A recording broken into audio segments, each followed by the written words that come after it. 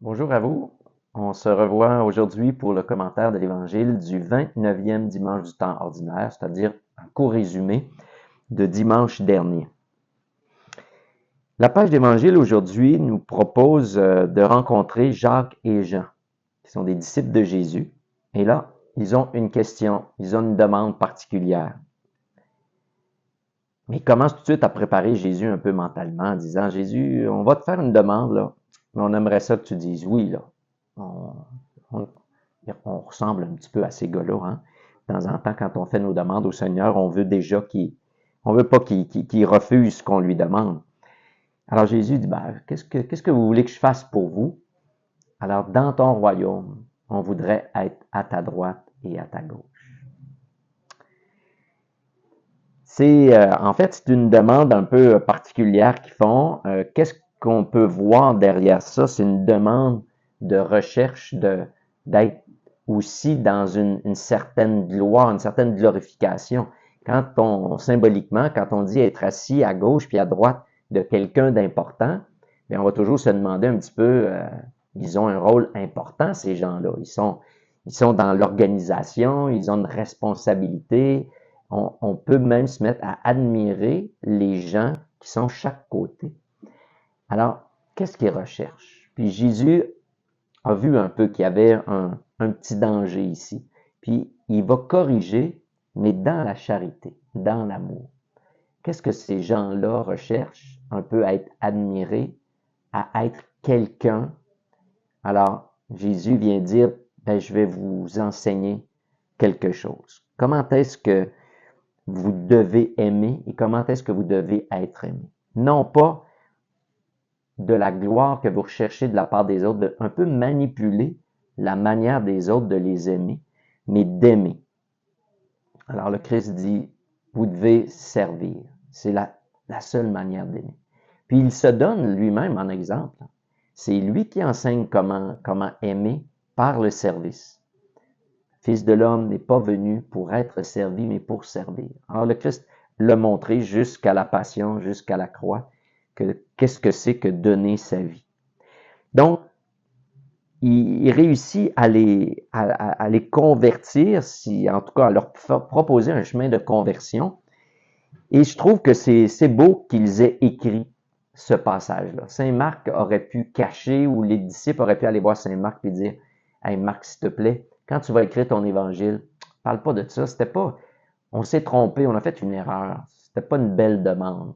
Les gens dans les générations futures vont pas voir qu'on est des si bons disciples que ça. Mais non, on le met vraiment pour montrer l'humilité, montrer la vraie vie, que c'est exigeant, qu'on se trompe. Même proche de Jésus, on fait des mauvaises demandes parfois. Et le Christ vient nous interpeller à resituer nos demandes pour elles soient plus dans un chemin de sainteté. Donc, l'amour, en quelque sorte, on pourrait dire que ça s'apprend. Ça s'apprend. Et on l'apprend pas de... On peut l'apprendre autour de nous. Il y a des personnes qui vont nous démontrer qu'est-ce que c'est que poser des beaux gestes dans l'amour, dans la gratuité. Mais la vraie amour, l'amour encore plus grand, plus fort, d'où vient-il? Il vient de Dieu. Donc, on n'a pas seulement à se tourner vers des amours qu'on pourrait dire finis, des amours temporels, mais de se tourner sans cesse vers Dieu qui, lui, nous enseigne comment vraiment aimer. Je ne sais pas si vous avez déjà fait cette demande-là dans la prière. Seigneur, enseigne-moi comment aimer. Enseigne-moi comment mieux aimer. Parce qu'on ne peut pas dire qu'on n'aime pas du tout, mais on a toujours besoin de perfectionner notre manière d'aimer. Qu'elle ne soit pas dans une recherche de gloire, que les autres nous admirent, qu'on ne souhaite pas contrôler les autres. Il y a un détachement dans l'amour.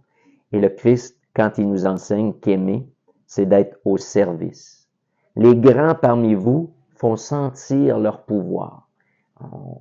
Les gens dans la société qui ont une autorité parfois, ils ont un désir de montrer que c'est eux qui dirigent, veulent un peu faire que les autres soient soumis à eux. Mais le Christ fait complètement l'inverse. C'est complètement se donner à l'autre qui montre vraiment qui montre vraiment ce que c'est que l'amour.